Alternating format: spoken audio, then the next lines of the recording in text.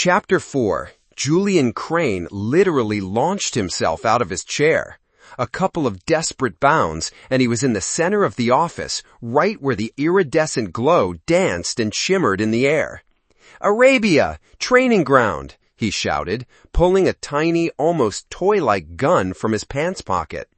But Crane knew in his gut that he was already too late. And he wasn't wrong.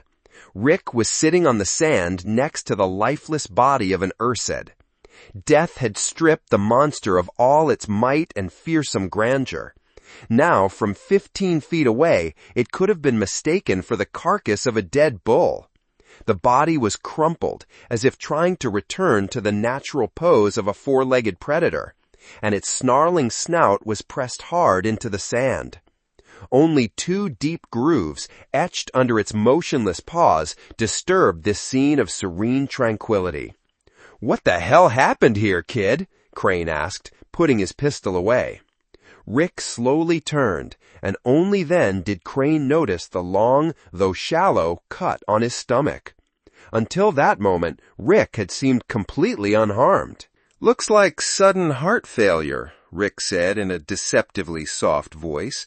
"Fortunately, he managed to transfer all the knowledge he thought was necessary to me." Crane bent down and lifted the Ursid's head, peering into its dead snout. It was frozen in an expression of slight bewilderment. "Sudden, you say? Poor Grack was genuinely convinced that an unarmed man could only kill an Ursid in one specific way. It's a shame I never got around to disabusing him of that notion. Here, Rick." He tossed him a light gray jacket. Rick silently pressed the expensive fabric to his wound. "How do you know about reflex points?" "I had a friend who went through the Great War." "Right. Grack was a valuable asset." "Then he deserves a ceremonial burial." "An Ursid? Fallen at the hands of a man? You've got to be kidding, Rick." "Did anyone say anything about hands or murder?" "I guess not. Do you even have a clue what you said to him?" Rick just shook his head. "You offered for him to lick your shit." "Is that all?" Rick got up from the sand and carelessly tossed Crane's jacket onto the corpse. The fabric happened to cover Grack's snout, and without even realizing it, Rick managed to humiliate the Ursid even after its death. Chapter 10. Whatever Crane's opinion was of what had happened, he never brought up the subject again. 2 medics, who looked incredibly young but worked with frightening coordination, instantly sealed Rick's wound and gave him a whole series of injections with unknown substances. The final touch was a thin film of medical spray. "Will it last a couple of days?" Crane asked with curiosity. "A couple of years if you want," one of the doctors said with a shrug. This casual tone only strengthened Rick's opinion that these guys were recent graduates of the Continuum program. Now, Rick was resting in his room. Twilight was gathering outside the windows. The entire rhythm of life here was subject to the tower's internal clock. The silicate materialized just as Rick was beginning to drift off. When they engage in battle with organic life forms, Ursids sometimes coat their claws with poison, it stated without any greeting. He didn't have time to do that, and the doctors gave me a powerful antidote anyway. But thanks for the concern. May I? The silicate glided over to the couch, and before Rick could react, it bent its entire body and settled down next to him. A noticeable heat radiated from its stone flesh, and Rick instinctively moved away. "Let us honor the memory of the departed life with a moment of silence," the silicate proclaimed solemnly. Rick lasted exactly 2 minutes. Then he asked, "How hard is it for you to set up a screen?" "At close range, it's elementary. Unfortunately, you can't get close." "Done. Now we're completely protected from any wiretapping." "Even the kind that Aiden Crane uses?" "Yes." "You're so sure I have something to tell you?" "Absolutely. Speak." "The Ursids have found your Achilles heel, Rock Boy. The structures that generate your force field are extremely unstable. Funny for a race obsessed with balance and stability, isn't it? A sound of a specific frequency and intensity puts them into resonance. After that, the slightest push is enough to turn you into a helpless, immobile, though still thinking, rock. What is that sound? I can't reproduce it. You need an ursid's throat for that. Perhaps you're lying. Perhaps. Why are you sharing this secret with me? Humans have almost never been at war with you. Your worlds are planets we wouldn't willingly set foot on. The Commonwealth has its interests, the Silicate Foundation has theirs. They don't overlap.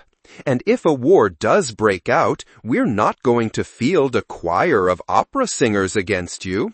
A laser pistol will even the odds, and a fusion blaster will give me 100 points ahead. You'd have to be an Ursid obsessed with strength to seriously seek an advantage in hand-to-hand combat with silicates. That has been our curse, Rick, the silicate rustled in response. We hate uncertainty. I figured. So, what do you have to tell me, silicate? Julian Crane bought a prototype of the Continuum from the architects for 2,500 credits. Well, for back then, that price was just as ridiculously low. And 1.5 years later, the architects completely isolated their sector of space. That's all. I've said all I could. My debt to Crane will last for a very, very long time. The air trembled as the protective screen collapsed. The silicate smoothly floated upward, leaving a faint smell of scorched skin on the couch. We paid our respects to the departed, the crystal-clear silence he deserved. And now, Rick, Aiden Crane is waiting for you. It's time for you to get to work. Chapter 11. When Rick entered Aiden's apartment, his own orphaned past came to mind. The entire Block G from the New Dawn Collective, with its multi-level dorm, study, and recreation modules, would have fit entirely within any of the younger Crane's rooms. For example, this one. A huge oval hall, its walls draped in tapestries with gloomy, abstract patterns. Rick didn't have any hang-ups about this. Ethel had given him the only thing she could, life. Memories of his childhood were just a fact. "Hey, Dad," Aiden said. He was sitting on the floor in a lotus position, with his eyes closed and his hands folded on his knees. "You've got the wrong guy. It's me," Rick said, sitting down next to him. "I know it's you, but we're supposed to get into character, right?" "Right." "Hey, son." Aiden winced without opening his eyes. "I don't think you'd call me son. More like kid." "No way." "Okay, let's think. You're an annoying, boring guy, completely full of yourself. You freak out over every credit and desperately try to raise me into a respectable merchant. You call me son, or by my name. All right, son. Is there a shortened version of your name?" "What?" Aiden opened one eye slightly.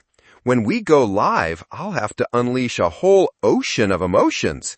According to the story, this is our first Continuum. No matter how much of a stick in the mud I am, saying my son Aiden is completely ridiculous. What did your father call you? You know, when you—" "Son." Aiden smiled and closed his eyes again. "Got it. Fine. We'll figure that out on the fly. Where do we live?" "Viridia. We have a small house by the ocean, 2 stories, a vineyard, a landing pad for the flyer. You keep the ship at the state port. It's farther than Viridia Prime, but it's a hell of a lot cheaper there. You finish the required course at some backwater private college, and after that, I decided to take over your education myself.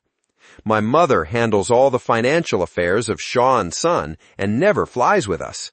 You sometimes cheat on her, and you have a regular mistress on the Scarlet Moons. I pretend I don't know anything." "That works," Rick nodded. "We've got the official stuff down. Now let's talk about the things that aren't in the manual." "You're a worrier, aren't you?" Aiden said with obvious pleasure. "Of course, it's my job. What's your favorite food?" "Stardust." A small-time merchant's son wouldn't even try something like that. Why not? We used to haul stardust from Kristalos to Earth for Julian Crane himself, and we ate the 2% that's written off for transport losses. Let's say so. And what do you hate? Cheese sandwiches. Why? Rick was taken aback. I just, damn it, don't like 'em. Rick nodded. Straightening his cramped legs with difficulty, he stood up. Aiden remained motionless, like a stone statue. A couple of questions not related to the story. What is this room? Meditation hall. Why do you ask? Just curious. Do you have any brothers? Not that I know of. Have you ever been off Earth? That's the third question. Fine, let's continue. Rick walked around Aiden. Are you afraid of the dark? No. Heights? No. Death? Aiden turned his head. Their eyes met. Of course not, Dad, the kid said in an icy tone. Are you afraid of me? When you're high on fade. Never tried it. All merchants smoke fade. There's a pack behind the curtains in a bone box. Take it. There was a lot of interesting stuff behind the curtains. A box with fade, a dozen other boxes, a laid-out but turned-off communicator remote, and an activated security drone that was watching Rick intently with its lenses. Rick shoved the tightly packed drug packet into his pocket and went back to Aiden. Do I smoke it often? When business is bad, not often. Do I like to lecture? Of course. Have I ever told you about the birds and the bees? Aiden broke into a wide smile. Yeah, when I turned 10, you called me into your study. I mean the cockpit. And said, Aiden, you're a big boy now, and you need to know about some aspects of adult life. When a man and a woman love each other and want to have a little baby, they do certain things. Do I have to be such an idiot? Rick asked. Yes, always and in everything. You want me to act natural, right? Okay, now it's your turn. Do you shave? Every day, except on the days I'm high on fade. Do you snore in your sleep? Sometimes. Are you sloppy when you think no one's watching? Naturally. Aiden did a backflip and easily straightened up. Rick, you're cool. Want some juice or wine? A glass of yellow Catarian. A glass of yellow Catarian and a glass of orange juice, Aiden said into the empty air. Man, I wish we had more time. We definitely work well together. We will work together. We don't have a choice. Let's continue. Chapter 12. Rick was woken up just before morning. He had only gone to bed at 3, so the awakening was anything but pleasant. Julian Crane is waiting for you, the man who came for him said bluntly. He was wearing power armor with an activated force field, and his hornet holster was unlatched. Rick preferred not to argue with types like that. He silently got dressed and left the room. The man in armor, his face hidden by a sealed helmet, walked behind him, guiding him with light touches of his hand. 2 corridors and 3 wormholes, after each one, another armored escort joined them, led them to an office Rick hadn't been in before. The room looked most like the cockpit of a medium-sized cruiser, both in design and in the abundance of equipment. Crane came out to meet them. The situation has changed, Rick. So I'm out of favor now? Crane frowned. What gave you that idea? Jax, I didn't order you to escort Rick under guard. My apologies, Mr. Crane. We were providing security. Crane put a friendly arm around Rick's shoulders and nodded for the guards to leave. Everyone's on edge, Rick. We caught a spy, one of my employees. He might have leaked something. I don't know. We had to eliminate him. Then question him. He's dead. I assumed all your people were connected to the Continuum. They are. But he wasn't human.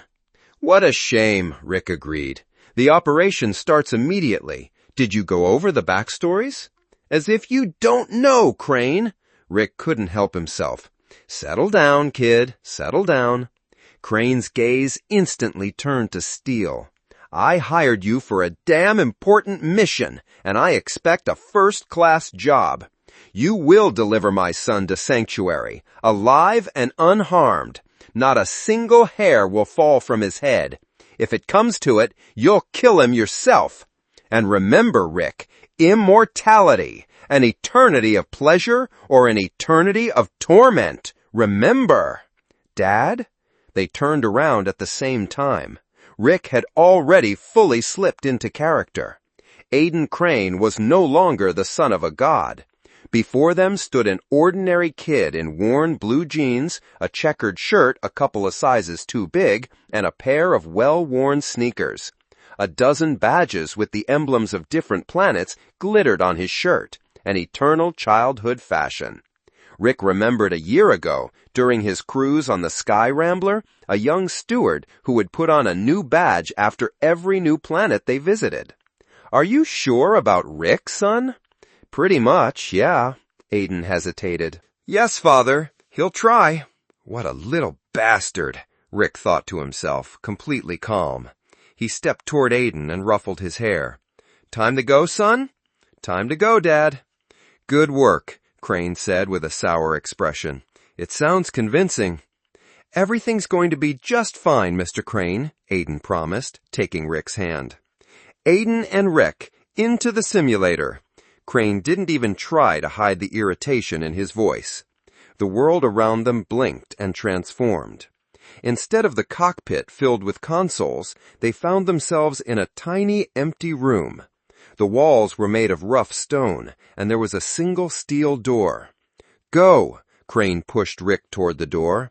I have no idea how much time you'll have, but everything will be terrifyingly real.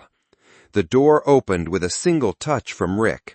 He found himself in an airlock, a cramped, cylindrical cabin with 2 additional hatches. Okay, the one on the right leads to the cargo hold and engine room, the one on the left to the living module. A small freighter, about 100 to 150 tons of payload. One of hundreds of thousands like it that dart around the galaxy. A couple of spacesuits in bags, a photograph taped to the wall. A pretty woman is shaking her finger, and a quick note is scrawled across the picture, "When you leave, check if there's a planet there." Right. A greeting from a caring Mrs. Shaw to her good-for-nothing husband and disobedient son. The old Giza Crane prepared thoroughly. Rick peeked into the open outer hatch. Julian Crane, with a hand on his son's shoulder, was saying something to him. Rick caught a fragment of a phrase, "And remember, I'm always with you. If the situation gets out of hand, come back immediately. I love you, Aiden, and I believe in your strength. Take your time. We have an eternity ahead of us." Turning away, Rick straightened the spacesuit bags. The small one was almost new. The big one was noticeably worn, but in excellent condition. The hatch closed with a pop. "I'm thinking, should I spring for a new spacesuit, son?" Rick asked without turning around. "If the trip goes well." "Of course, Dad." Aiden's eyes were dry. But Rick had seen too many tears that flow somewhere very deep inside. "Something's bothering you, Aiden. What should we do?" "Can we just go to sleep? We already checked the cargo." Rick nodded. "A lot of newbies somehow think that dying in your sleep is the easiest way. What nonsense. You almost always wake up in time." Chapter 13. He slept, or rather was dozing off, completely at peace. 7 deaths behind him. That was more than enough experience. Besides, Rick was sure that Julian Crane wouldn't let them die so trivially. Aiden, it seemed, didn't realize this. "Dad, get up." Cursing everything in the world, Rick had a hard time prying his eyes open. There's nothing worse than broken sleep, especially when you're essentially waiting for death. But Aiden, like all kids, was in a hurry to live. And in his understanding of life, death was something completely natural. "You're waking me up for nothing again," he mumbled. "What happened?" The freighter's living module was tiny. 2 pilot seats nested in a horseshoe-shaped control console and fold-out bunks on the side walls. The front wall was entirely a screen, an idiotic trend, in Rick's opinion.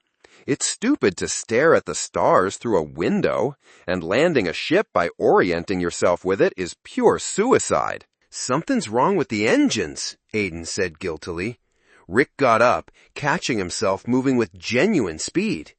He was starting to believe in this flight of a ship that was on the ground, and that was a good thing.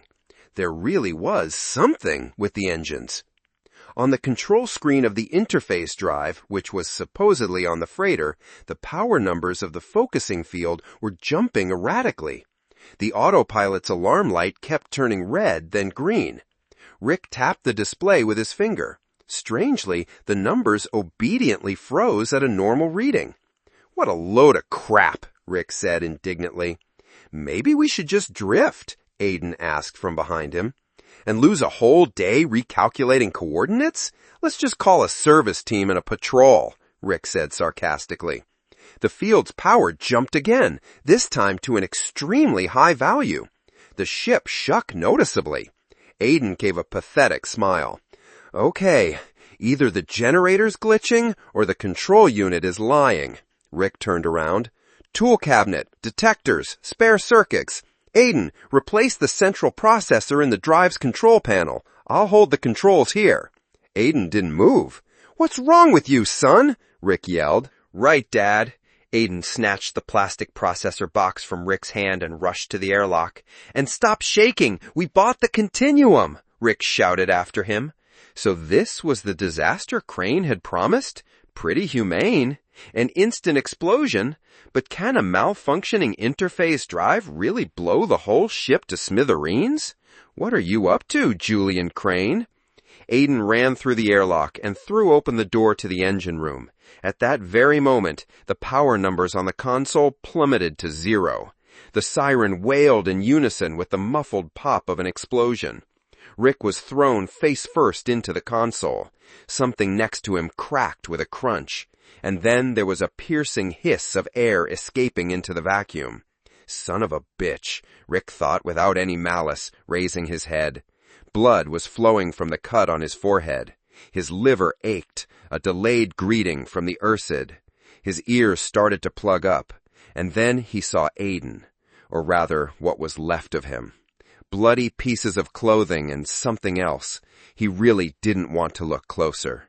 For his son, Crane Sr. had chosen a quick death. For him, a terrifyingly realistic one.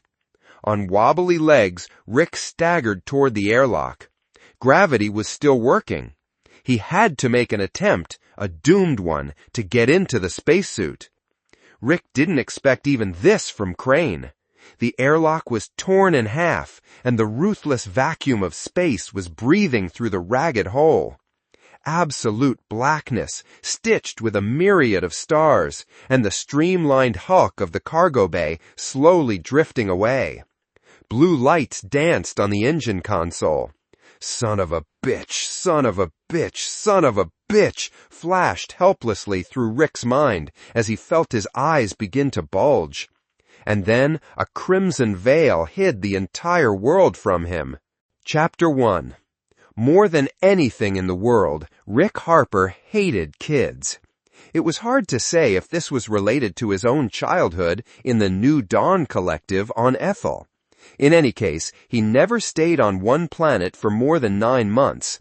And on the planets that had been subjected to a total fertility treatment during the Great War and dutifully served as cannon fodder suppliers for the Commonwealth, he didn't stay longer than 4.5.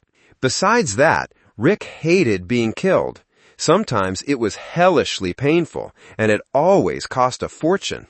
And Rick needed money.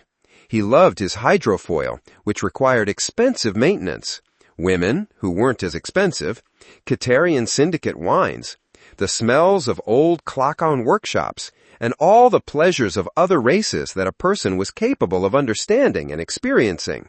And now his 2 main dislikes had converged.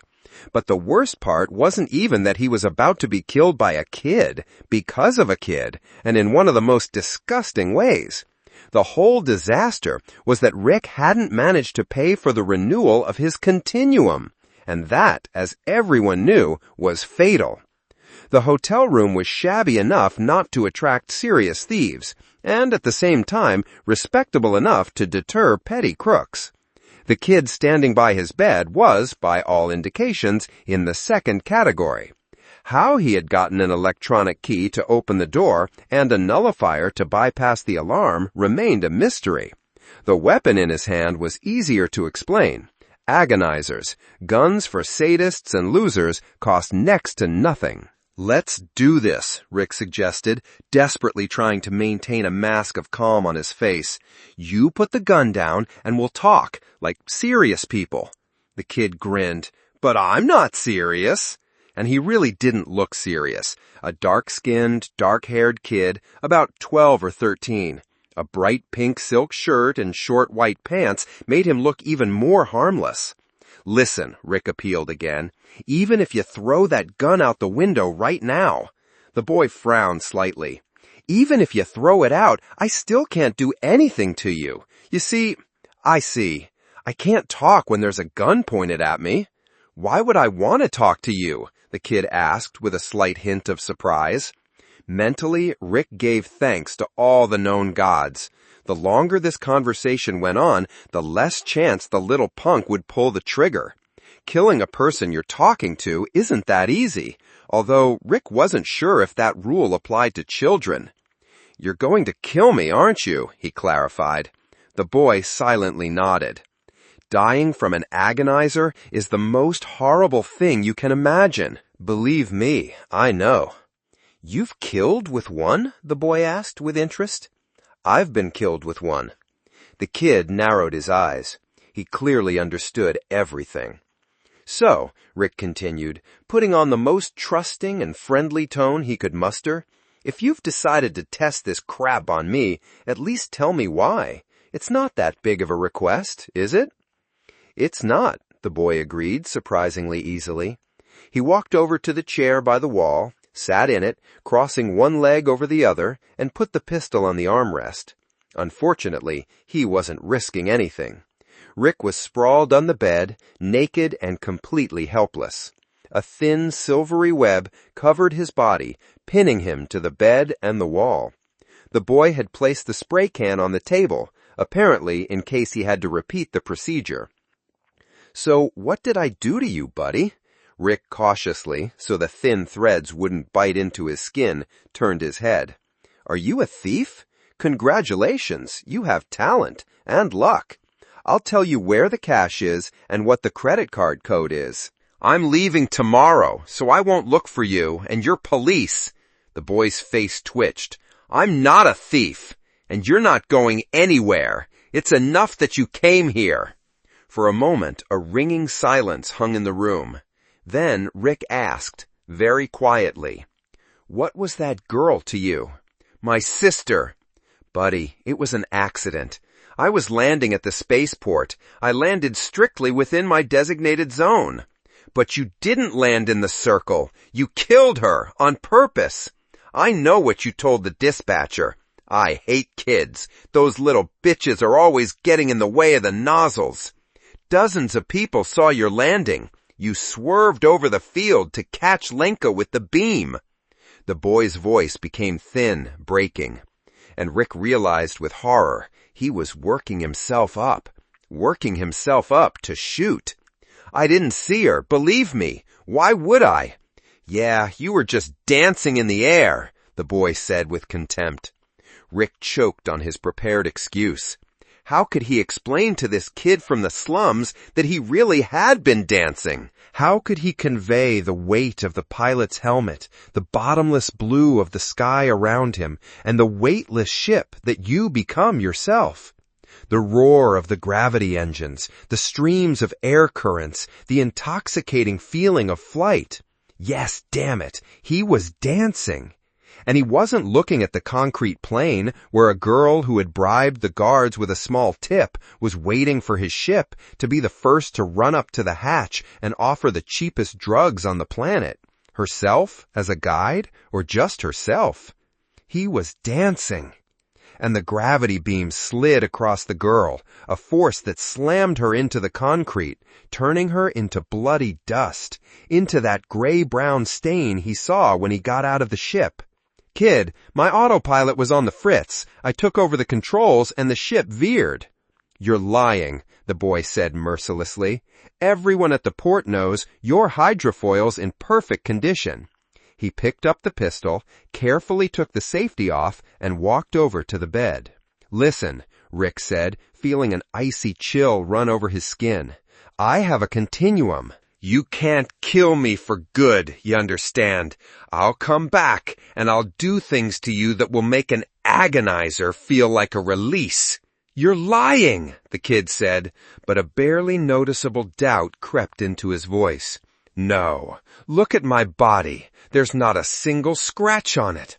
People in my line of work don't look like this. I was resurrected a month ago, you understand?" The boy didn't show any interest in Rick's profession, which Rick had vaguely hoped for, but he did appreciate the end of the sentence. "If you were resurrected a month ago, you might not have renewed the continuum yet," he said thoughtfully. "I'll take the risk." Rick screamed, mentally of course. He had flown to Cygnus X1 to renew his immortality. It was a lot cheaper here than at Sigma Station, where he had been killed last time. He loved money, which made life pleasant, and now he had lost that life. "At least," he asked quietly, "don't kill me with the agonizer. Your sister died instantly. Don't torment me. Then maybe I won't go too hard on the revenge." The boy looked Rick over carefully, paying special attention to his neck muscles, and shook his head. "I'm not sure I could strangle you." In the closet, on the second shelf from the bottom, there's a blaster, a Hornet assault model, officer's version. The money and credit card are there too. The access code is 32 Orange Wolf. All of it is your prize. Just kill me with the blaster. "Okay." The boy, tucking the agonizer into his waistband, headed for the closet. Rick squinted at his left hand. The web had landed on it badly, catching only the tips of his fingers. From his shoulder to his second knuckles, his hand was free. "How did you get into the hotel?" Rick asked. He bit his lip until he tasted blood, until it hurt, and yanked his hand. The polymer thread indifferently took its toll, tearing off the last knuckles of 4 fingers. His thumb was intact. That was good. "I said I was a call boy," the kid explained, carefully opening the closet. "I paid the concierge. Hey, there's only money here, no gun." "Here it is," Rick announced, pulling his hand out from under the pillow. Blood was pulsing in thin streams from the stubs of his fingers. The ribbed barrel of the Hornet was shaking wildly. The kid turned around, raising his own pistol, and froze, hypnotized by the sight of the bizarre fountains of blood. "I hate kids," Rick whispered. "Too bad I didn't see your sister. I would have killed her on purpose." The stub of his index finger pressed the trigger. When the exposed flesh touched the metal, a sharp stab of pain made Rick scream. His hand trembled, and a thin red beam sliced through the air above the kid's shoulder. Now he screamed, either from fear or because Rick had grazed him after all. The kid crouched, and the agonizer blossomed with a cone of shimmering green light. This light was in perfect harmony with the splatters of blood. It's hard to miss with a loser's weapon. When the neural activator field touched Rick, he forgot the pain in his hand. He became the pain itself. This had happened before, but back then his continuum had been paid for. Back then he could at least believe he would get his revenge. Rick's scream was short-lived. After a second, he no longer had the strength for it. After a minute and a half of unbearable torment, he died, blind, deaf, and shredded by the web he had thrashed in so desperately. Chapter 2. Death is the final adventure. There's nothing new about resurrection. It's eerily similar to a regular morning waking up. First, Rick saw light. Then, a bumpy gray tower looming over him, completely motionless, as if lifeless. However, the debate about whether the word life was applicable to silicates had been going on for hundreds of years. "Name?" came from the gray surface. Ignoring the question, Rick sat up. The silicate didn't stop him. This race was generally extremely reluctant to move, except when they were killing. The room he found himself in was painfully familiar to Rick, the Continuum Corporation's resuscitation module. The only thing was, the screen on the wall, which usually displayed the name of the planet, was turned off. Rick was lying on a white, 6-foot diameter disc, a molecular replicator that had just recreated his body, new and healthy, an exact copy of what had been recorded 17 years ago. Above his head hung the delicate lattice of the Continuum emitter, which had just downloaded all his childhood resentments, youthful foolishness, and adult crimes into his new brain. All the things that made up the personality of Rick Harper. They had brought him back to life. Brought him back even though the Continuum wasn't paid for? Name, the silicate repeated patiently. Rick Harper. Citizenship? Commonwealth. Code? The silicate's voice came from the entire surface of its body. Having no vocal cords, it spoke by tensing its silicon muscles, vibrating its whole body. This created a strange, deep sound, as if a whole choir was whispering words in unison. 3, 9, 6, 3, 1, 4, 9, 1, Rick said under his breath. His personal code wasn't something to be advertised, not even within the walls of the Continuum Corporation, which already knew it perfectly well. Squinting, he looked at his left hand. All his fingers were there. No, surgeons hadn't patched him up. He had really been resurrected. But why? Code is correct. The silicate turned, which was a pure gesture of politeness, and glided toward the exit. Blue sparks crackled at the base of the gray stone column. It paused for a second in front of the open door, and Rick thought he saw the impossible, the silicate smiling. And is anyone going to explain what all this means? Rick said rhetorically, looking at the bas-reliefs on the walls. Flowers, naked girls, naked boys. I will. Rick turned around. Behind him, a few feet from the replicator disc, sat a man. That was something.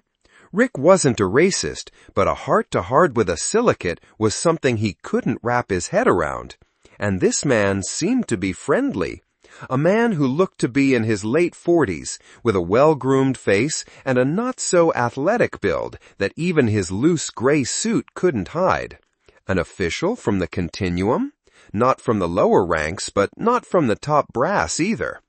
Thank you for my new life, Rick said, putting his feet down from the disc. You're welcome. The words were ordinary, but Rick didn't like the tone at all. He decided to keep quiet. So, what are your questions? Rick trailed off. Go on, go on. His companion was clearly enjoying the moment. You didn't pay for the Continuum? I'm aware.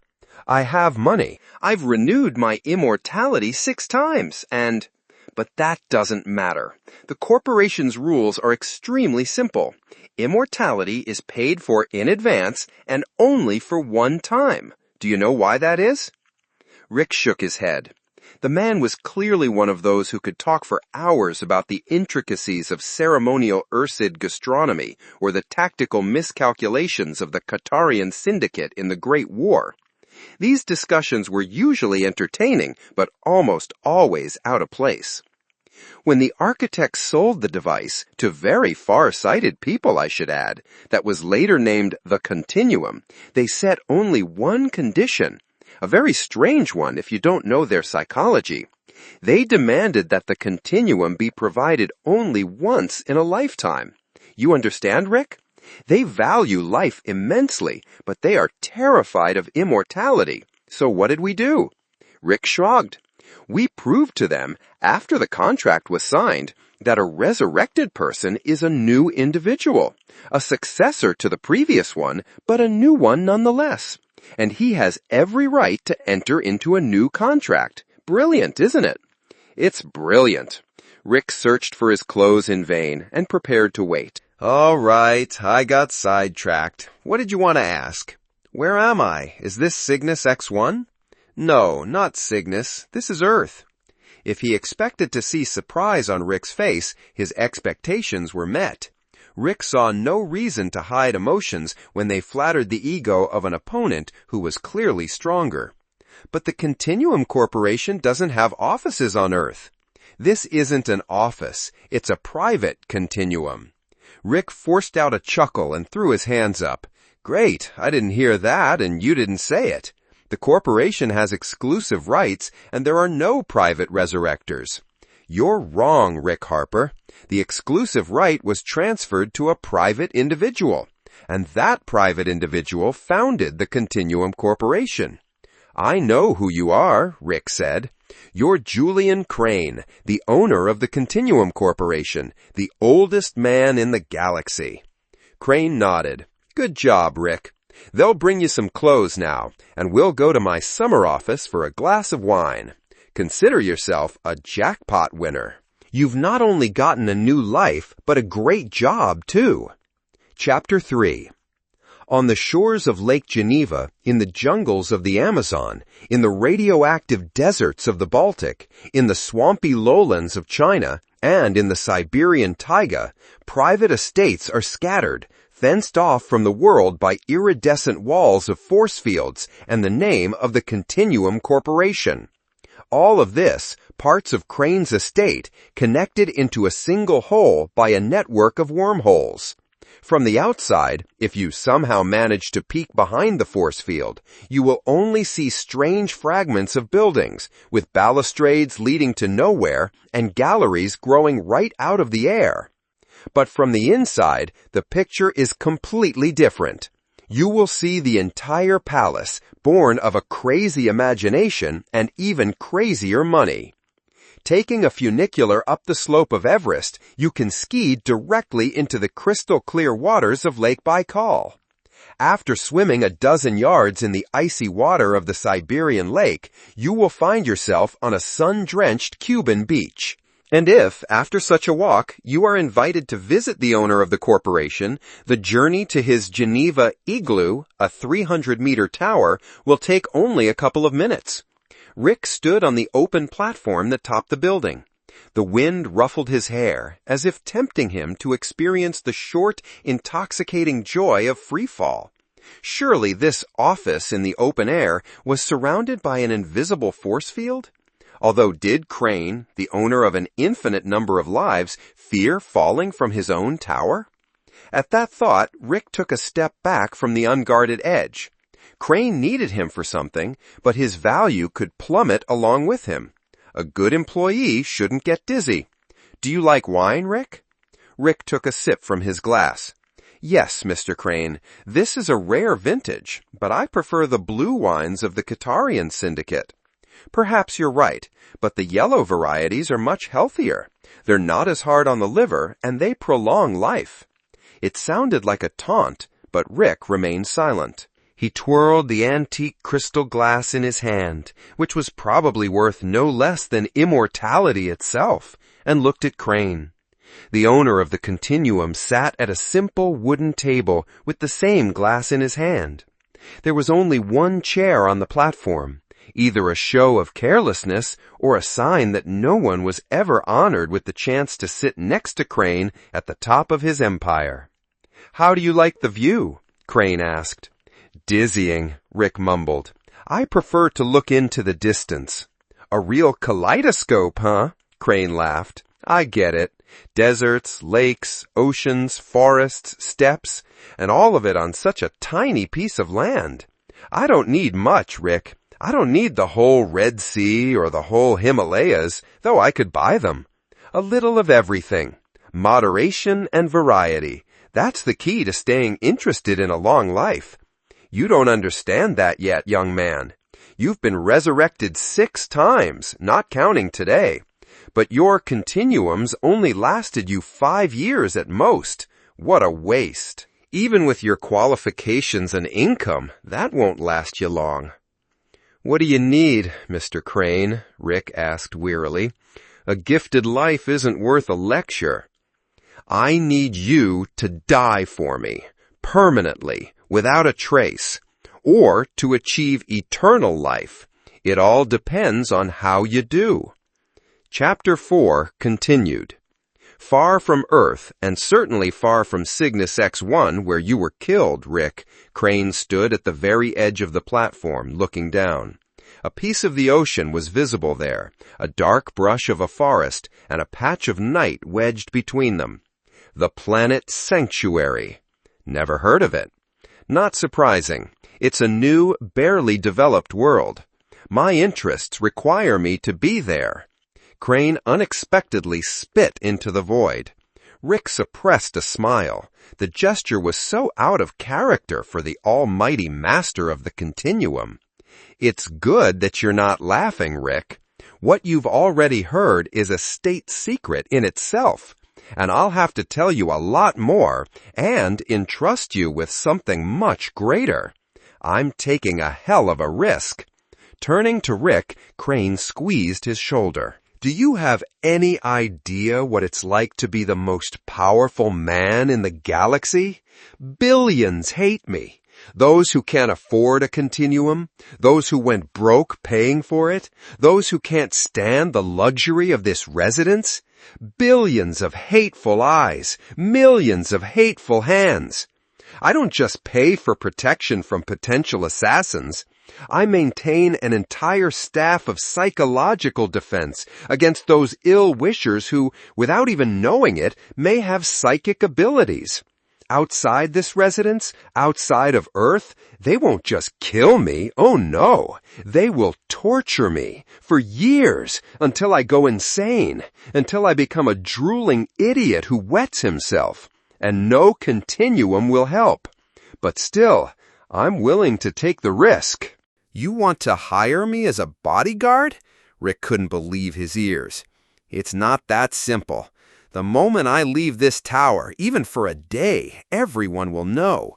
Competitors, enemies, they're like a pack of rats ready to devour a fat, lazy cat. And I'm one hell of a fat cat. I'd have to take an enormous risk and entrust this matter to my son. And you, Rick Harper, a professional bodyguard, will be his shadow. A job's a job, Rick shrugged. If my opinion counts for anything, I'm in, even if it's a suicide mission. Though you could have just hired me without all this circus. Seriously, and let everyone know about it? Everyone who enters these walls is under the microscope of a dozen corporations and governments, and anyone who leaves is even more so. But you got in here, let's say, virtually, and you'll leave this place the same way.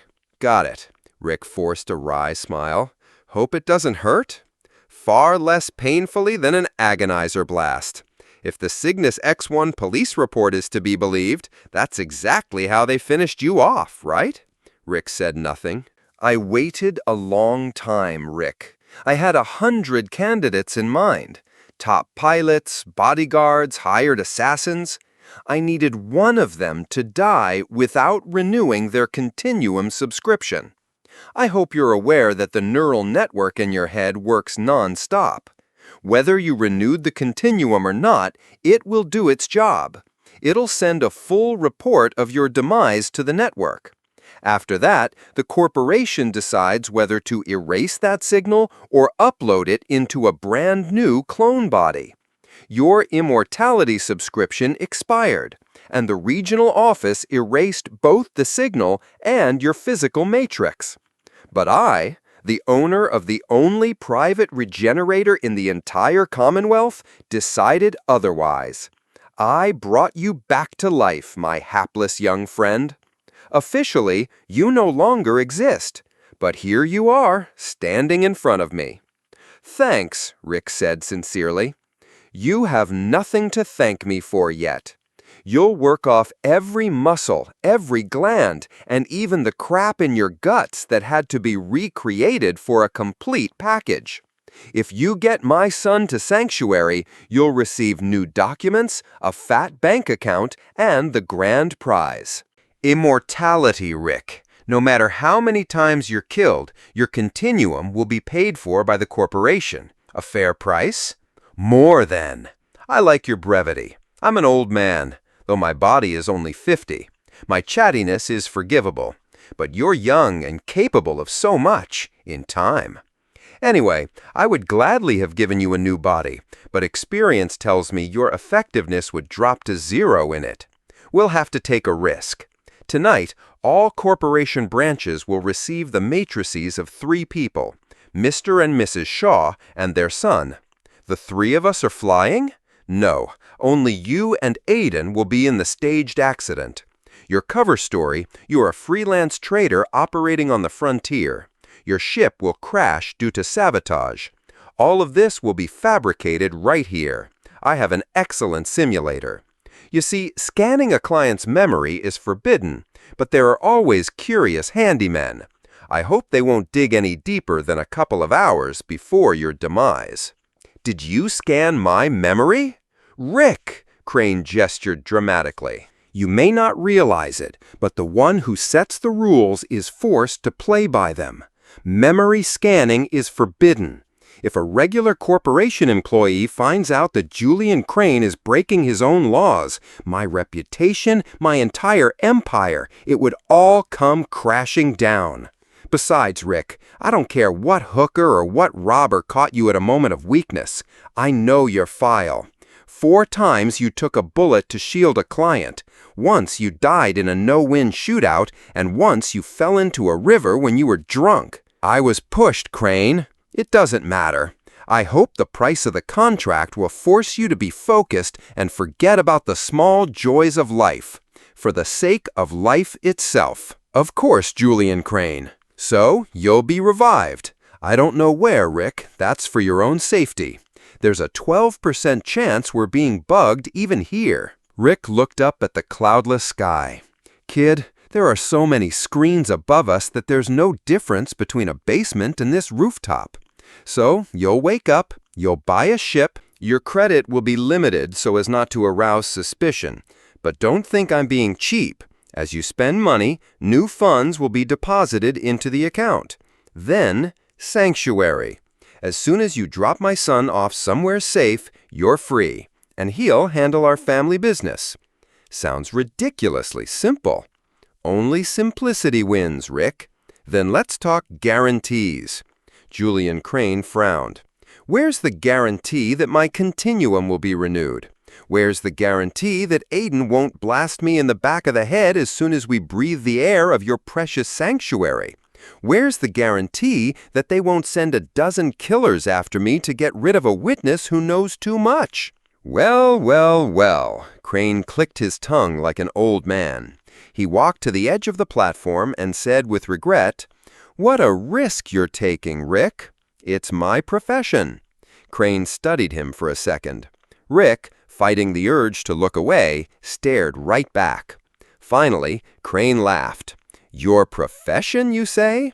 And my profession, managing a galactic corporation, are you judging it based on movies? Did you know that almost 200 years ago, when my company was nothing more than a funny news story, my sworn enemy bought a Continuum subscription? And soon after, he died in a very unexpected accident. Back then, we had few clients. People didn't believe in us yet. And after the Battle of 1,000 Suns, the price of life seemed too high. I personally supervised the revival process. I could have, yes, I could have. Crane fell silent, staring into the infinite distance. We were enemies for many more years, Rick, and he never forgot to renew his Continuum. In the end, I bankrupted him. Marcos then tore up the contract, got on his yacht, and set a course for the nearest star. That could have been a gesture of despair, Rick said very softly. You're not stupid. A gesture? Of course. But tell me, among all the filth they pour on me every hour in every infonet, have you ever heard accusations of business malpractice? Rick shook his head. People don't just work for me for money or even for life. They work for me out of conviction. I don't betray my own. Good. Rick suddenly felt exhausted from the argument. Last question. How do you guarantee my loyalty? Loyalty? That's elementary. The neural network in your brain. If you betray me, sooner or later, no matter what hole you're hiding in, death will find you. And you'll be revived, believe me, right in this very house. and I will immediately call in the best executioners money can buy. You'll be tortured forever, Rick. It will become your personal hell. Hundreds, thousands of years of torture. Pain will be your air, your food, your sleep. You'll die and be reborn for even more sophisticated agony. You'll be given a break only for the torment to strike with renewed force. I'll gather writers capable of inventing new tortures and directors capable of turning them into a show. I'll pull sadists from forced labor and cannibals from asylums. I'll ask other races for help, and they'll dig up archives from the time of the wars with humans. And sometimes you'll be brought here to the quietest and coziest place in my house, and I'll remind you of this conversation. Julian Crane, master of life and death, stood before Rick Harper from the planet Ethel, a nameless adventurer with no last name, and spoke, very calmly and weightily. When he finished, Rick spread his hands. "You're damn convincing, Crane. I'm yours forever." "Never doubted it for a second." Crane shuddered. "It's cold, Rick. Let's go to the office. We wouldn't want to catch a cold." The floor beneath them obediently descended. They floated in a black capsule of a force field, and Crane looked with curiosity at the man to whom he had just promised the greatest reward and the most terrible torments in the history of the world. He was a god, a strange god of the Commonwealth, given the right to punish and pardon, to kill and to bring back to life. A god who was afraid to take a single step off his man-made Olympus. Does your son know how to pilot a small interstellar ship? Rick seemed to have already forgotten their recent conversation. More than just a small one. Weapons? He's decent with small arms, good with ship-mounted weapons, not so great with melee, all those blades and other exotic stuff. Physical condition? Crane chuckled briefly and patted his soft belly. Not like mine. I'd say for his age, he's exceptionally well developed. Well, that's something. Rick looked up. How old is he, Crane? He was born 16 years ago, Crane began with a subtle tone. Rick winced, but his grimace held more relief than displeasure. But biologically, he's just over 12.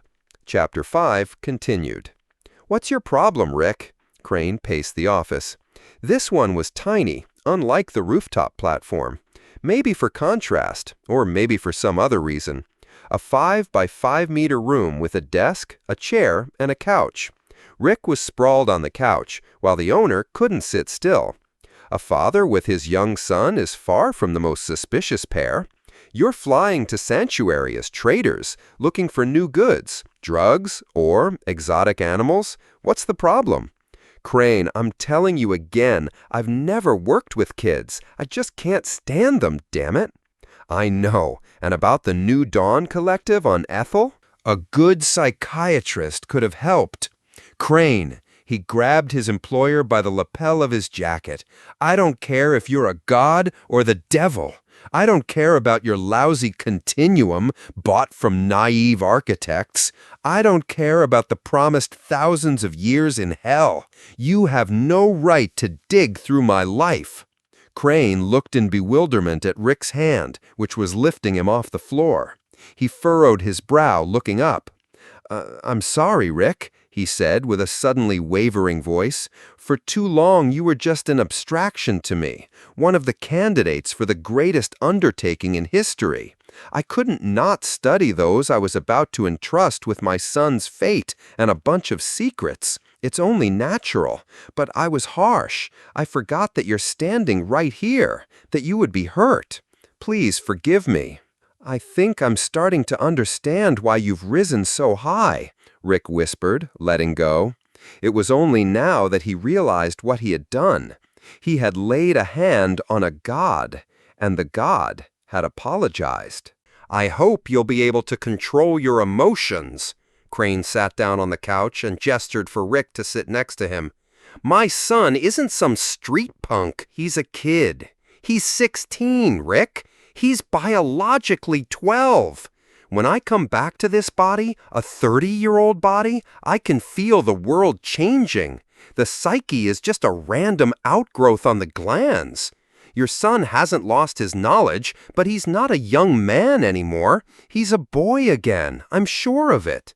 Why did you, the owner of the Continuum, so rarely make a matrix copy of him? Do you remember what it was like to have your matrix scanned? Rick winced. 3% of people stop the process and refuse the Continuum. They refuse immortality, Rick, knowing they only have to endure it once. Half of my engineers are struggling with the problem of painless molecular scanning. 200 years, no results. I love my son. I scanned him and embedded the neural network as soon as the doctors gave the go-ahead. I repeated the scan at 12. I didn't have the heart to make him go through it again. We agreed. At 18, he'd be scanned, and that body would become his base. The hell with that. The ocean, Rick. He drowned. A spasm seized his leg, and at that moment, Rick thought that even a god could be pitied, even knowing that he didn't need pity. Crane was again staring into the void, into the black lace of his long memory. Do you know how drowning victims revive, Rick? They cough, spitting up water that isn't there. They scratch their chests because their healthy lungs still ache. Crane, I'm so sorry, but is it worth sending a teenager? I have no one else to send, Rick. Servants can betray you, friends even more so. My wife, she's the best wife money can buy. She's the highlight of any evening. A wonderful mother to Aiden. She even loves me, not my money, and she knows what to talk about and what not to. But she'll faint at the first shot, and half the men you meet will want to possess her. And you, well, you'll probably forget about the promised punishment and cheat on me. Crane burst out laughing. Deal with it, Rick. Unfortunately, I have only one son. When you're immortal, you don't rush with heirs. I can trust him, and he can handle the job. You have an enormous carrot and one hell of a strong stick. Do we have a deal? What other details? You'll have 3 days. You'll study the cover story, get into character. You'll do a little training. My instructors know a lot of fun techniques. You bring Aiden to Sanctuary, and we're friends forever. And if your many enemies intercept us, then, Rick, you'll show all your talents. And if they're not enough, you'll kill my son, as painlessly as you can. He must not fall into their hands alive. Rick looked at Crane and said, I think I'll take it. And what happens to me if I die? Well, that will depend entirely on my son's account. Chapter 6. Rick slept surprisingly well. The suite of rooms provided to him seemed endless, and he was too lazy to look for the bedroom with the promised gravity bed. The couch in the library suited him just fine, and the fruit in the crystal bowl served as breakfast. It was the second time in his life he had tasted the finicky earth fruit, plums, and he decided they were quite edible. The silicate, probably the same one who had assisted in his revival, brought a breakfast tray. Rick supplemented his fruit diet with a cup of coffee and asked, I was promised an instructor. That wouldn't happen to be you, would it? The gray stone column ignored his irony. Follow me. The instructor is waiting for you. Either Crane was a fan of walking, or the silicate didn't feel it necessary to use the internal transport. They walked through deserted corridors, sometimes stepping out into the open air. Through the night jungle, where the sharp cry of some bird tried to tear through the silence, they came out to an ocean shore bathed in the setting sun. The silicate flew above the surf line, and the spray hissed as it hit his stone body. Rick, having taken off his shoes, walked behind him. A fair-haired boy playing with a ball by the water watched them pass. The younger Crane? Rick asked the silicate. No. The ocean ended at a living hedge. The silicate stopped at a gate and said, You will go on alone from here. I must not see your instructor. We are at war. Rick went over everything he knew about silicates in his head and nodded. All right, I'll go alone. Can you answer my questions? Sometimes. Why do you serve Crane? Silicates do not serve. Exactly. So why? I am repaying a debt. Ah, I see. The gray tower waited decently. Can you tell me anything about Crane? What? Anything. A ripple ran over the bumpy stone, and an invisible chorus whispered, "He is like his house." Not exactly a party animal, are you? Rick smirked, opening the gate. Thanks, you rock. He stepped onto the sand. Yellow sand to the horizon, where the night streets of Geneva shone through the rainbow haze of the barrier. Here the sun was at its zenith, and drops of sweat appeared on Rick's forehead. It wasn't just the heat, though. He saw the instructor. Ursids were one of the most powerful and dangerous races in non-human space. Outwardly, they resembled 2-meter-tall bears, but no bear could boast such lightning speed, fur as tough as steel wire, and full sapience. This Ursid was old. The dark brown fur had faded and curled into innocent ringlets. The teeth in the snarling mouth were ground down by half. "Hello, Rick. Put on the armor. Are you ready?" His voice was surprisingly melodic and gentle, a random quirk of evolution that had so often misled humans during the era of first contact. The armor lay on the sand nearby, dark blue, rough scales that folded into strange, soft shapes. Lightweight plastic armor intended only for hand-to-hand combat. The muscle enhancers had been removed, but the medical block was blinking with a green light of readiness. "What's your name, old man?" Rick asked, snapping the armor's connectors shut. The Ursid clacked its teeth. "My name is not for you. I am your instructor. Human Rick, do you value your body?" "It has to last 3 days." Rick connected the last segments of the armor and got into a fighting stance. "I'm ready, Ursid." A blow to the stomach sent him flying toward the hedge. The med block in the armor wailed, pumping stimulants and painkillers into Rick. "That strike doesn't kill immediately," the Ursid explained, walking toward him. "Your liver will fail in a week or two. A nasty surprise for captive humans we released during the sordid days." Getting up, Rick hit the Ursid in the groin. The fur softened the blow. His leg ached, but the Ursid staggered back. "We usually just castrated our captives," Rick said, "or sterilized planets, right?" "I was on a planet over which the Reaper passed," the instructor said. "Your strike is painful, but not very effective." Rick dodged the next strike. The Ursid circled him, kicking up sand with its clawed paws. Then, suddenly dropping to all fours, it lunged at Rick. Jumping, Rick flew over the open maw. Straddling the huge body, he hit it in the sides. Ursid anatomy was almost human, and kidneys remained a weak point for all races, and somersaulted into the sand. The Ursid straightened. It ran its paws over its body. It calmly asked, "Humans usually don't even consider that a sentient race might attack on all fours. You look young. Did you fight in the war against us?" "I like to watch old newsreels." "Your imperfect vision simplifies information storage," the Ursid made a grunting sound. "Why did you win that war?" "You are weaker than us and dumber than the architects. You're average." "We're average at everything." "Yes, it's a shame that mediocrity rules the galaxy." This attack caught Rick off guard. Pinned to the sand by a 200-kilo body, he couldn't even move. The Ursid's jaws opened, giving off a strange, unexpectedly pleasant smell, and reached for his throat. A thin squeal sounded the moment Rick felt the touch of the fangs. The Ursid roared, pulling its maw back. It lifted its right paw. A very ordinary human watch glinted through the fur. "You're lucky, human," it said, lowering its voice. "You endured 5 minutes of no-holds-barred combat. Now I don't have the right to kill you." With unearthly grace, it stood up. Rick lay there, looking at his would-be executioner.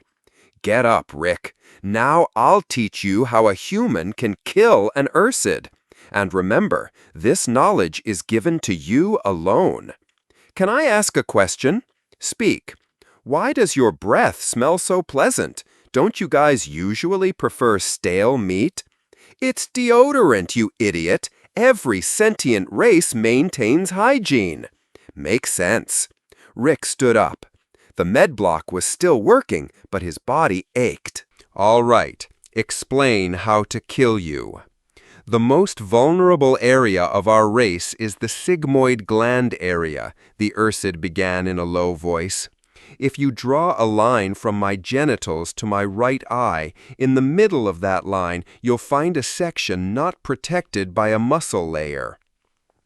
Chapter 7, Crane invited Rick to dinner. After listening to the silicate's brief instructions on etiquette, Rick rose from the chair with a wince. Ignoring the immobile stone block, he undressed.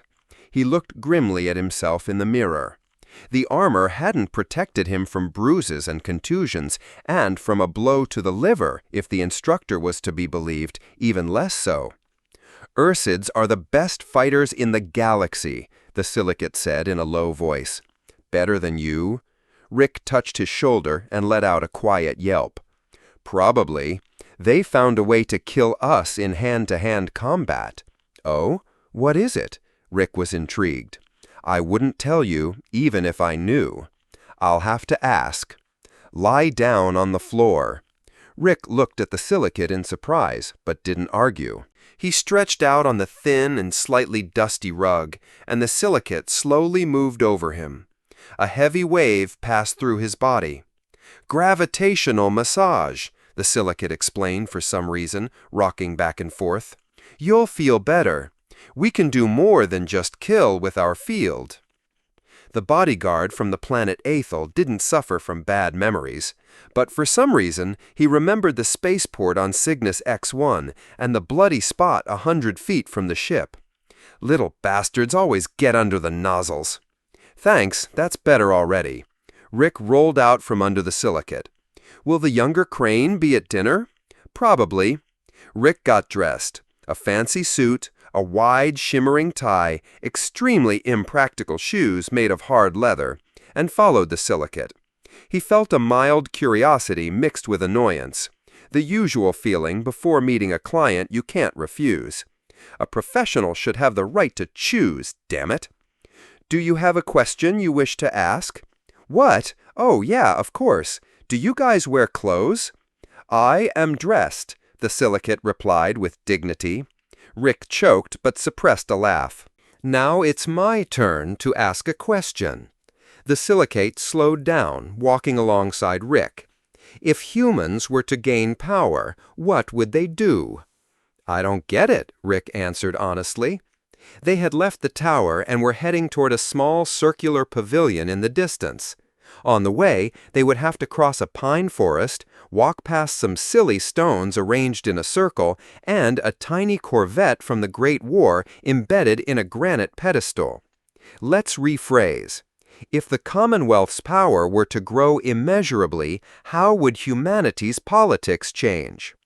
We'd stop paying attention to other races. We'd stop caring about them.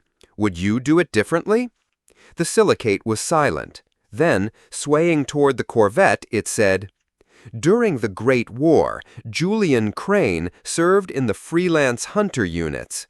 For them, there were no regulations, no orders, and no strategic objectives. We never understood how to fight an unorganized enemy." "Crane is a brave man," Rick said loudly. "I agree. But many say his little ship is very well preserved. The engines are worn out, but the armor is intact. The most curious thing is that Julian Crane returned from his last flight with a non-functional computer. We've arrived. I don't consume organic food, but I wish you pleasant gustatory sensations and good digestion." Gracefully describing a semicircle, the silicate flew back. Rick stood there for a moment, looking at Crane's ancient little ship, then opened the door to the pavilion. He had an organic body that needed food, and a hearty appetite that had been worked up by the training session with the Ursid. Chapter 8. Inside, the wooden pavilion turned out to be a stone castle. The huge hall reminded Rick of the churches of the One Will, where he was taken as a child, and evoked mixed feelings of awe and dislike. His feet tangled in the dry reeds that covered the floor. The vaulted ceiling turned the rustle of the reeds and the sound of his steps into a steady hum. Julian Crane sat at a round table, vigorously carving a piece of roasted meat. Seeing Rick, he half rose. "Sit down, Rick. As a sign of respect for your morning feats, we have bear meat for dinner tonight." Unwillingly smiling, Rick sat at the table. He had no doubt that Crane had been watching the training.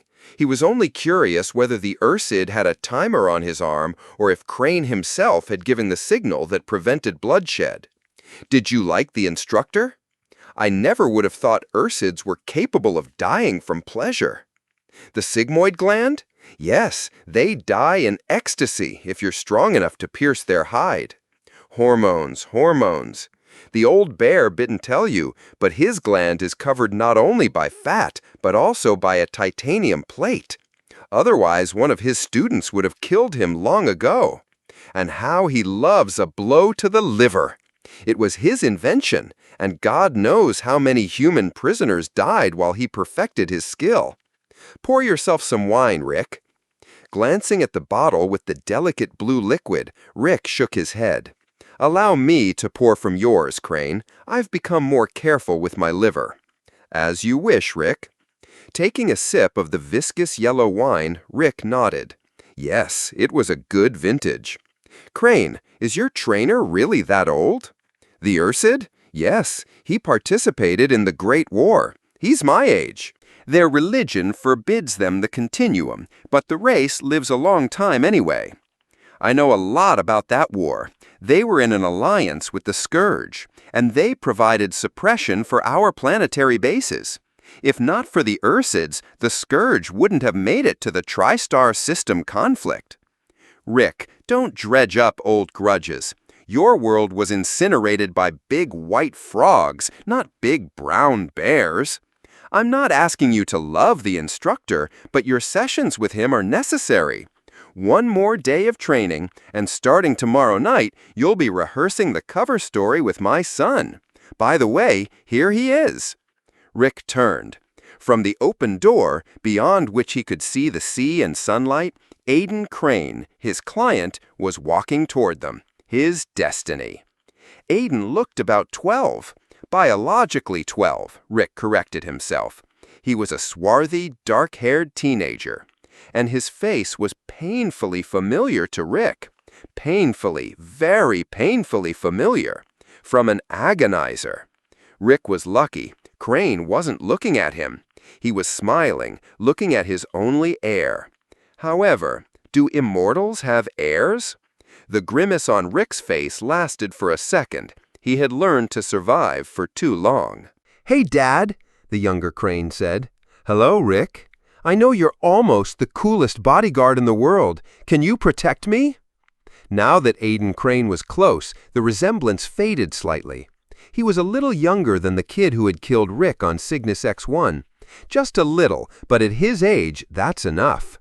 His clothes, a tracksuit of green silk, came from the hand of the best designer, not stamped out in a factory from recycled materials. Despite his younger age, he was noticeably stronger and more muscular because he had money behind him, and behind the money, the best food in the world, the best exercise machines, trainers, and masseurs. And in his eyes was not the blind hatred of a cornered animal, but unshakable confidence and authority. "I know I'm not in the best shape. Things went a little off plan," Aiden continued, "but I just drowned, so I'm sorry. So, are you taking the job?" The older Crane gave a crooked smile. Rick stood up and took a step toward Aiden. Yes, younger. Yes, stronger. Yes, with a different look in his eyes. Everything else was the same. "Do you know what a bodyguard is?" Rick asked, praying to God that his voice would sound even and emotionless. "Of course. Down!" Aiden continued to stand, looking at Rick. A shove knocked him off his feet. "When I say down, you fall," Rick said, standing over the boy. "When I say jump, you jump. Because I will never, except for today, say it just because. Every other time, your life will depend on it. Jump!" The younger Crane jumped, right from the floor, and froze in front of Rick. "You shouldn't hit my son," Crane's voice came from behind him, and Rick felt, with surprising clarity, that a gun barrel was aimed between his shoulder blades. "Mr. Crane," Rick said without turning around, "you need a real bodyguard. I'm ready to work for you. But in a couple of days, I might not have a second to push Aiden out of the line of fire. If I can, I'll shield him, but it would be better if he just fell, giving me a chance to shoot. Do you agree? By the way, I didn't hit him, I shoved him. They're different things." "Perhaps," Crane replied evenly. "Sit down, both of you." "Dad, Rick's a good bodyguard," Aiden said, as if nothing had happened, flopping into the chair next to his father and swinging his legs. "He's cool." "Aiden?" Crane said with slight surprise. Rick grunted, digging into the bear meat. "I had a great hunt today," Aiden continued enthusiastically. "Killed that tiger." "Congratulations," Crane answered dryly.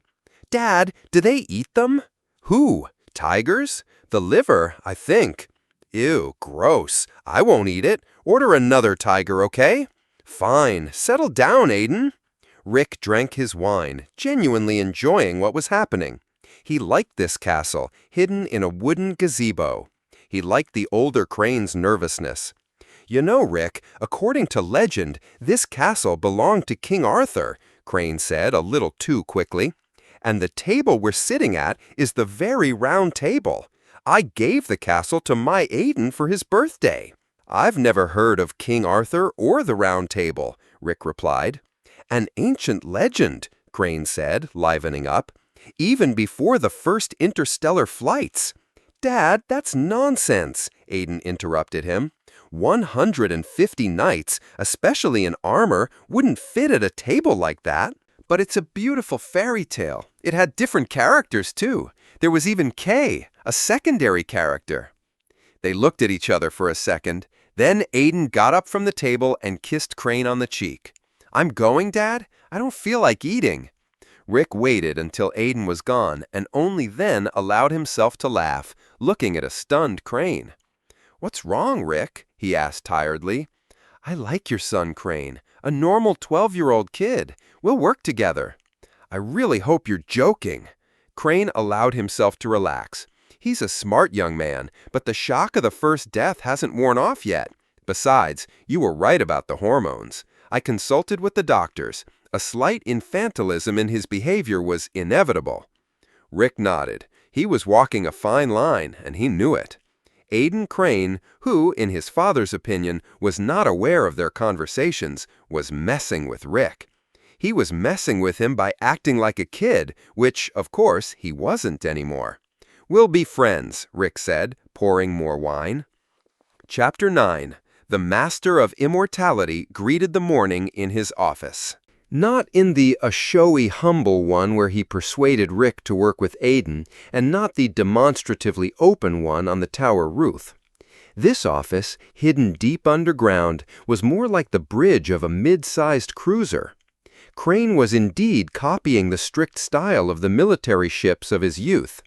Once he had dreamed of commanding a ship like that. A very long time ago, 200 years ago. His activity might seem more than strange. Leaning back in his chair and tilting his head to the side, Julian Crane was drawing. A light pen slid across the screen, leaving thin, colorful strokes. Something vaguely familiar began to take shape, resembling a human face from a strange angle, as if an ant were trying to peer at a person through a colored prism.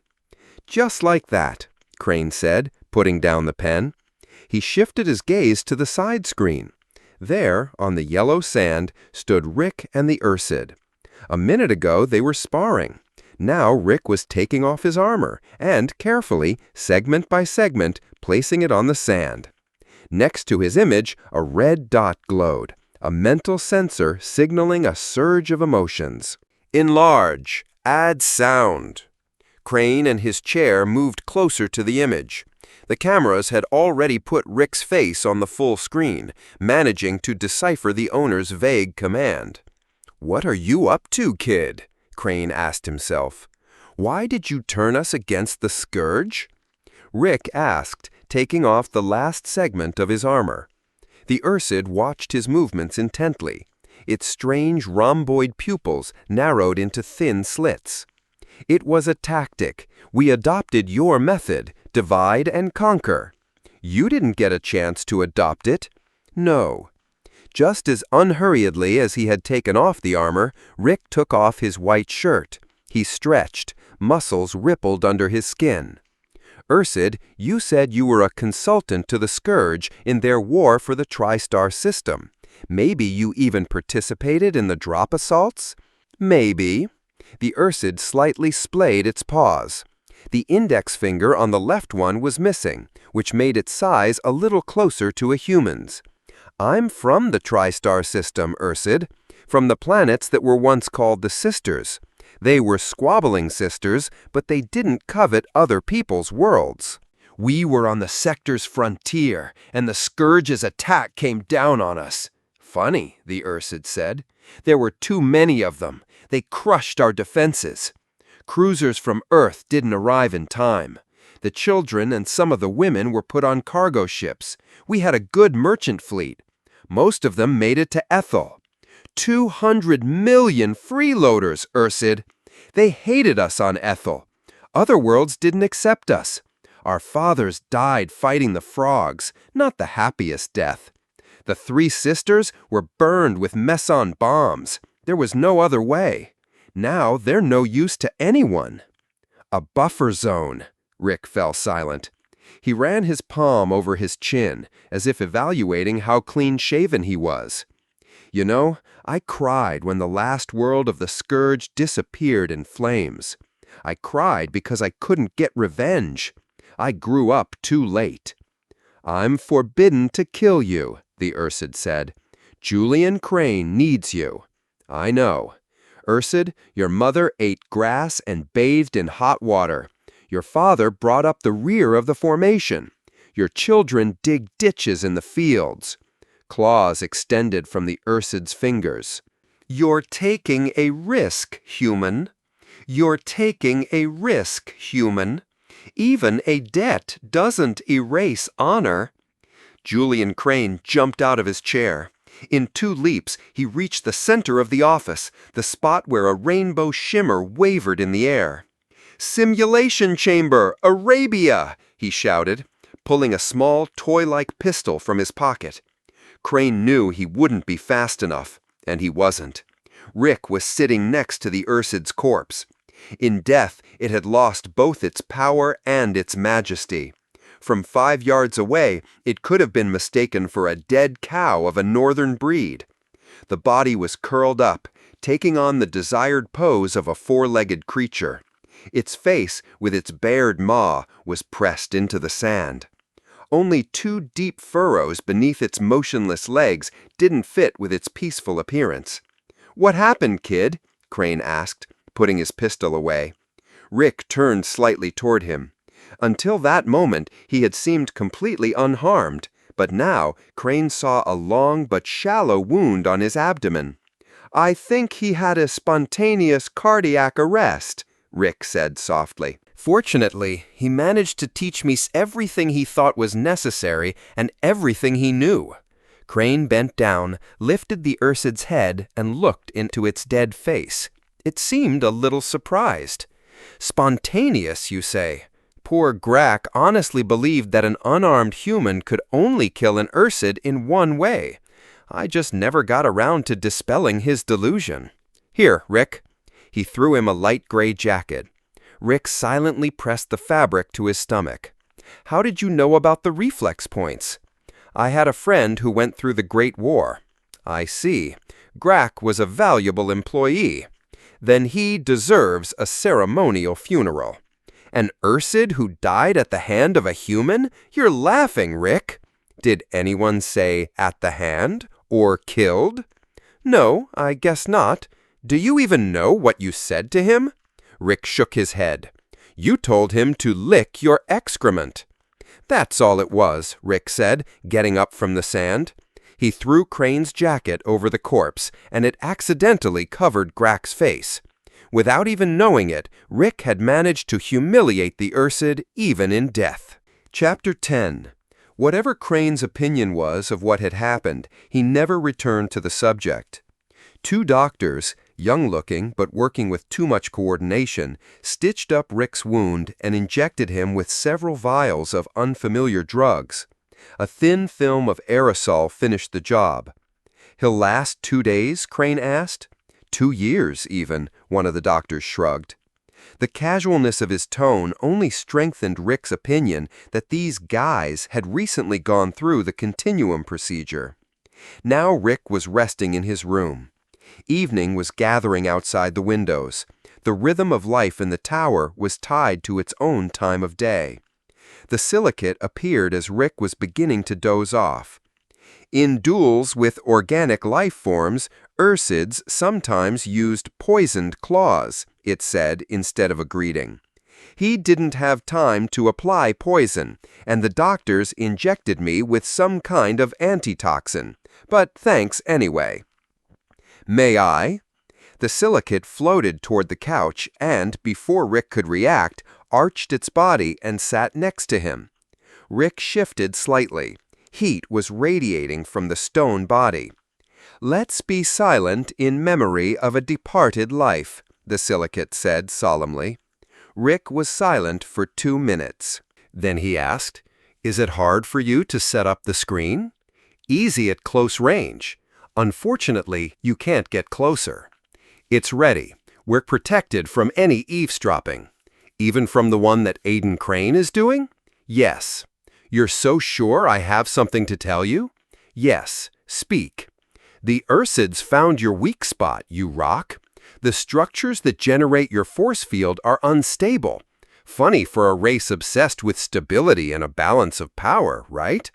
A sound of a certain frequency and power resonates with them, and then even a weak push is enough to turn you into an immobile, helpless, though still thinking, stone.